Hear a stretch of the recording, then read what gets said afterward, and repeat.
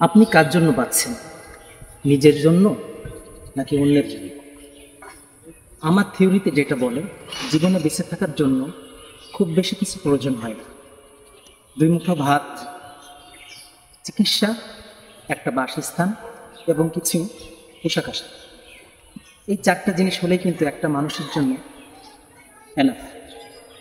কিন্তু আপনি কার জন্য বাঁচছেন, আপনি কার পিছনে ছুটছেন, এটা কি কখনো আপনার বিবেক দিয়ে একটু চিন্তা করেছেন?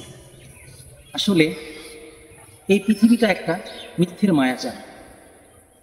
আপনার নিজের কাছে নিজে রাত্রে শোয়ার সময় বালিশে মাথা দিয়ে একটু চিন্তা করুন, আপনি কিন্তু নিজের জন্য কিচ্ছু করছেন না। আপনি যদি নিজের জন্য করতেন তাহলে কিন্তু আজকে এইভাবে ছুটতেন না। আসলে আমরা পৃথিবীতে প্রত্যেকটা মানুষ নিজের জন্য কিন্তু কিছু করি না, আমরা করি অন্যের জন্য। হয়তো আপনাদের মনে প্রশ্ন জাগতে পারে, সেটা কিভাবে? আপনি দেখেন, আপনার জীবনের বেঁচে থাকাটা যতদিন আল্লাহ তাআলা রেখেছে, এর ভিতরে আপনি তিনটা ভাগ করেন। একটা ভাগ আপনি কিন্তু ঘুমিয়ে কাটিয়ে দেন, আরেকটা যেই ভাগটা সেটা হলো আপনার পড়াশোনার ক্ষেত্রে বা বুদ্ধি হওয়া পর্যন্ত সেটা কেটে যায়। আর বাকি যে জীবনটা, এই জীবনটা কিন্তু আপনি অন্যের জন্য ব্যয় করেন। আপনি কিন্তু কখনো বলতে পারবেন না আপনি নিজের জন্য ব্যয় করেন। সাপোজ আমি একটা উদাহরণ দিই। এই যে আজকে আপনি সকাল থেকে নিয়ে সন্ধ্যা পর্যন্ত ছুটছেন, এই ছুটটা কার জন্য? আপনার নিজের জন্য না, এটা আপনার পরিবারের জন্য, আপনার সন্তানের জন্য। কারণ আপনি চান যে সে ভালো থাকুক, আপনার পরিবার ভালো থাকুক, আপনার সন্তান মানুষ হোক।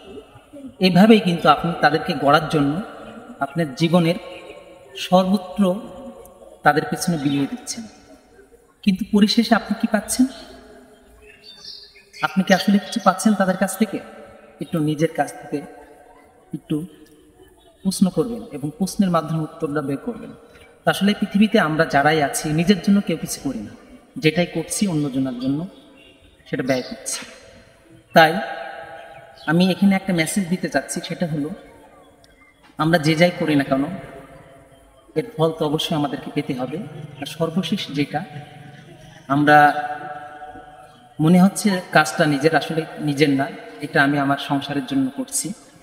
আর নিজের জন্য কি করা যায় সেটা একটু ভাবতে গেলে সেটা আমাদের আল্লাহ এবং আল্লাহর রসুলের যে হুকুম আহকাম আছে সেটা কিন্তু করতে হবে।